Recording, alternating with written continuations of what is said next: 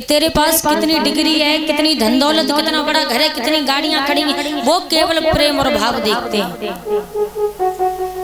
संसार हमें जब भगवान ने धरती पे भेजा तो जो भी हमारे पास है, जितना भी है, वो सब कुछ भगवान का दिया है। हमारा तुम्हारा कुछ नहीं है, सब भगवान का दिया हुआ है। तो भगवान तो प्रेम और भाव के भूखे। अरे जब भगवान ने हमें सब कुछ दिया तो भगवान को धन दौलत की क्या जरूरत है? अरे उनके पास तो बहुत धन दौलत, वो क्या करेंगे? जो भी है उनका ही दिया हुआ है। तो वो केवल प्रेम और भाव के भूखे। अगर हम प्रेम से एक पुष्प अर्पित करते हैं ना तो भगवान को वो भी स्वीकार है। वो ये नहीं कहते कि तू माखन मेवा लेके आ, धन दौलत लेके आ, नहीं कहते। अगर तू प्रेम से हमें नमक के साथ रोटी देगा ना तो वो भी स्वीकार है। ये तो सभी को मालूम होगा कि भगवान हमेशा से प्रेम और भाव के भूखे रहे। मैया सबरी के झूठे बेर खाए थे भगवान श्री राम ने, और भगवान श्री कृष्ण ने दुर्योधन की मेवा को त्याग दिया और विदुर के घर में जाकर उनका शाक खाया था। किसकी वजह से? प्रेम और भाव की वजह से। तो भगवान प्रेम और भाव के भूखे। तो प्रेम से बुलाओ तो भगवान स्वयं खिंचे चले आएंगे।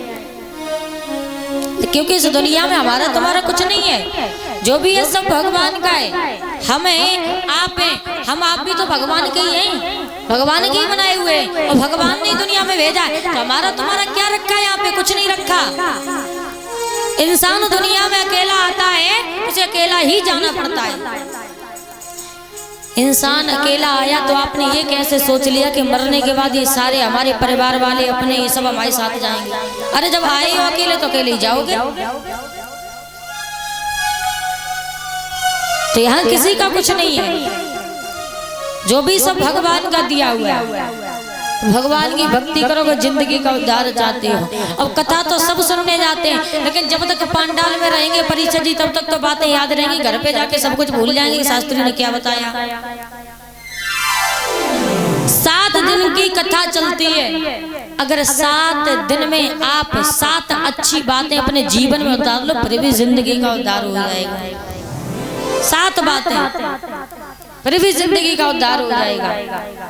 लेकिन नहीं, कथा पंडाल में आएंगे, माता बहनें इकट्ठी हो जाएंगी, फिर बातें छिड़ जाएंगी।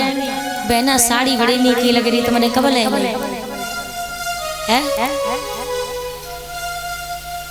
तो ये मतलब बातें होती रहती हैं। और हमारे तो CCTV हैं, चारों तरफ रहते हैं।